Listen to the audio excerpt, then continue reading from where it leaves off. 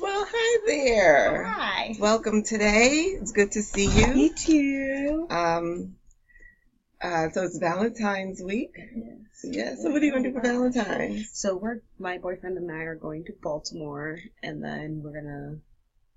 I think he might have a plan, but I'm not sure.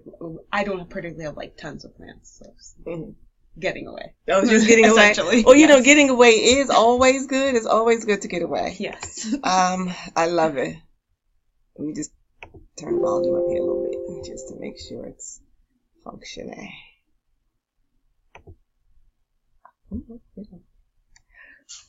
Okay. So, what brings you here today?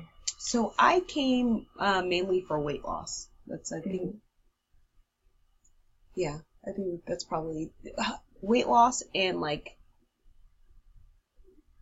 I think that would like guide into like healthier eating habits and finding easier ways and just more information about it, I guess. So obviously hugely the nutrition portion, but just in an extension of that, like, okay, well, what are the things in my life should I be doing? I'm a huge exerciser.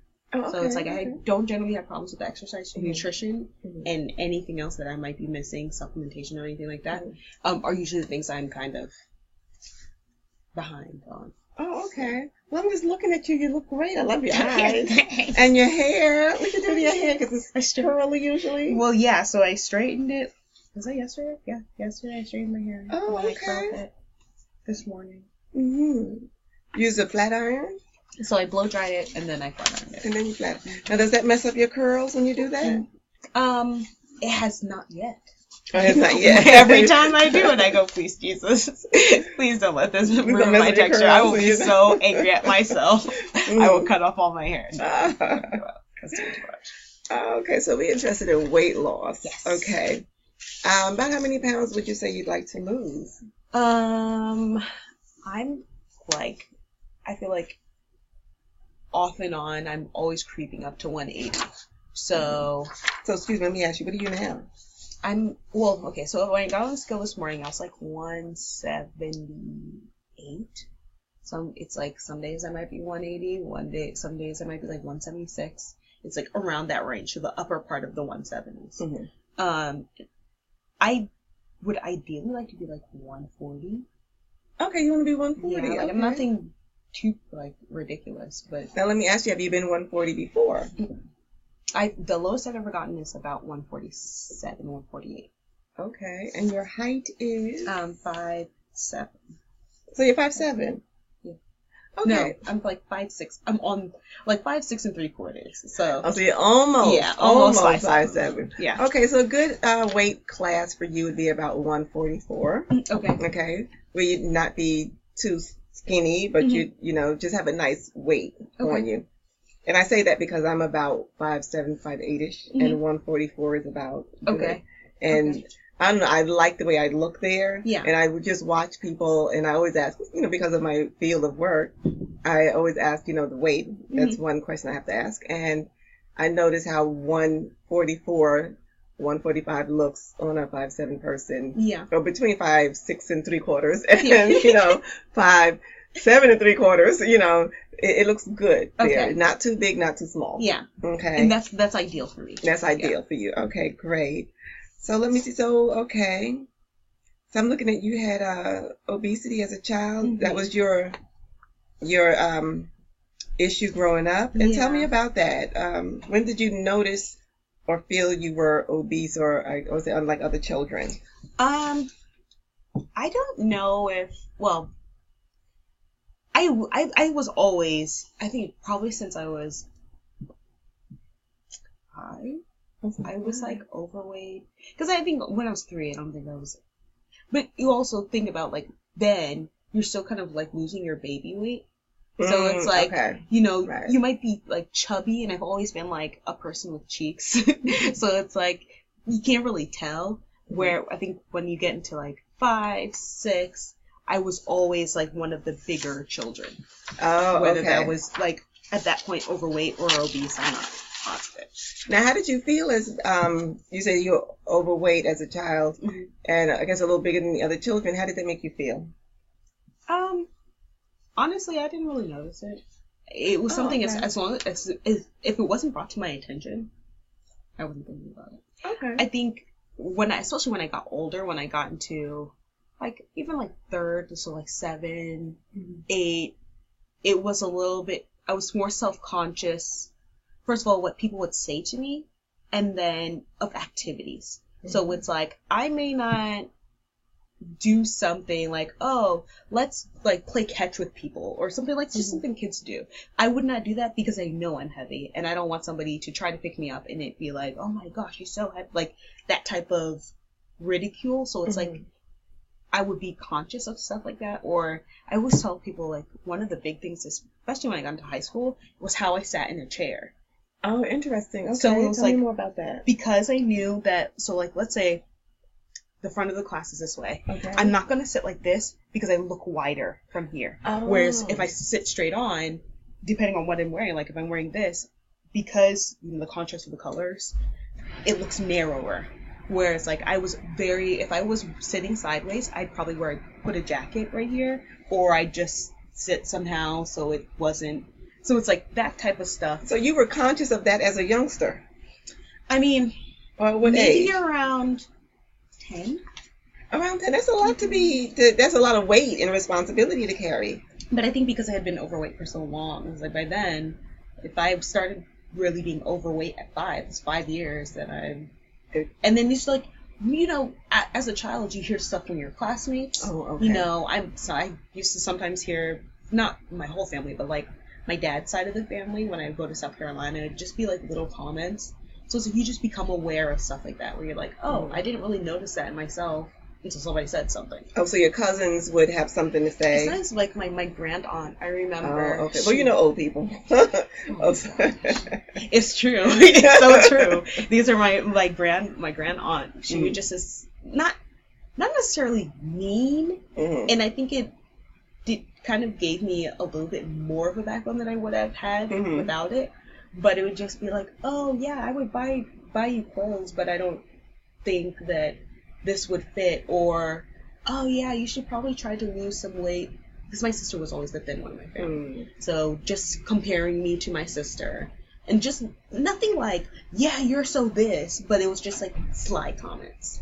Oh, yeah. Well, see, look, I had the opposite. Because I was the thin one out of all my sisters and my mom. So I would get the comments like, when all of us and my cousins be all sitting around for, like, say, Thanksgiving or something, or in the backyard having fun, and I would get up out of the chair, Vanetta, you left something in the chair. So I'm turning around trying to look and find it, and they go, you're behind, That's rude. So, you can't be too skinny in this society, and you can't be too on the opposite end of the spectrum. Yeah. So, you get it both ways. So you're not alone. You're not alone. I mean, it's like, but that's like something that, as a child or as a youngster, you don't realize. My best friend, she still is very thin. She's like same height as me, but she might be 120. Okay, yeah, that's a regular height for a person of 5, 6, 7. But she is even gotten from her mom that it's too much because she's too thin. No, too heavy. Not really? Not like in an obese way, but kind of like, Darnisha, you're starting to pack on. Darnisha, it was like, you're starting to pack on some pounds. She's a nice size, but she used to be a lot thinner. So like I would say probably like a good 10, 15 pounds lighter, and that's my best friend. So for me, especially when I was heavier, that was opposite spectrum for me. And it wasn't until I met her that it was really like, oh, okay, it's kind of interesting to see. Because I was like, if I could be you, I would be you in 2 seconds. But I think it's nice to hear it from somebody else's side, because you're like, I don't. For me, it was like, I wish I was thin. I wish I could. So you wish you were thin, but then when you're thin, you're looked at differently. People are always offering you something to eat. Yeah. Do you want a burger? And then they're going to tease you with food. Yeah. Especially stuff, or you want a shake? They always teasing you with food. Yeah. Trying to push food on you. Yeah. And then sometimes I've heard comments like, oh, are you sick? Because, just looked a little. Yeah. I had a lot of body shaming. People tried to body shame me a lot. So I've developed thick skin through it all. But either on either side it's working. So, but it's good, you know, you have a healthy outlook now. You seem to have a healthy outlook. Tell me about your outlook and how you've come to where you are now. I think because I have lost a lot of weight, although I have gained, I think, a significant amount of weight back. Oh, you have? Okay. Yeah, it's like I've lost about 80 pounds. At one point, it was 80 pounds. Okay. And I've gained about 20 of it back. What? No. Yeah, about a little bit more than 20, like 20, 25. Okay. And... Well, let me ask you, how does that make you feel that you gained some of it back? Oh, my gosh, it makes me angry. It makes me sad. It makes me, like, nothing positive. It's like, I wish I hadn't. It's like, I feel like I'm always trying to make strives to lose it. And it's like, I feel like sometimes the harder I try, the harder it is. Where it's like, I didn't never wanted to be 170. It's like, but here I am. It's like at 160, I wasn't killing myself, but I was, you know, trying to work hard to lose the weight. And I feel like sometimes, like, I went to my sister's graduation. That was in May. And before her graduation, I was like 168, something like that. And because I was so driven, because this is a school, we both went to the same school. I knew there were going to be people there that I knew, like that type of stuff. I was so driven to lose weight. I got down to like 155, 157. I'd not been there for probably almost a year. It's like I had never been able to get, but ever since then, I have not been that low. And I went on vacation to Miami, and I lost a whole lot of weight because I wanted to look good in a bathing suit. I got down to, I think once again, I was like high 150s, like 158. When I came back, I mean, I thought a good portion of it was like, I ate so much crap. Oh, it was really bad because I was like, when I get back home, I can't eat like this. So I was just eating cookies. I was just eating donuts. Like, I was eating ridiculously. But I got to like 180, and I was there for about a week. So I got to 180 when I came back and started eating semi-normally. I got down to like 175, but that's like 10 pounds that I gained. And ever since then, I have not been able to get back down. So what do you think is the cause? Of the weight gain? Well, does overweight run in your family? Does obesity run in your family? Yeah. I mean, like, both of my parents are overweight, obese. Not my dad so much. My mom has lost a whole lot. I mean, she had, triple bypass surgery? Oh, she has gastric bypass. Gastric bypass. Okay, gastric bypass. Sorry. I was like, you have to lose weight. Yeah, no, gastric. But she had gastric bypass a long time ago. Like, I was a lot younger.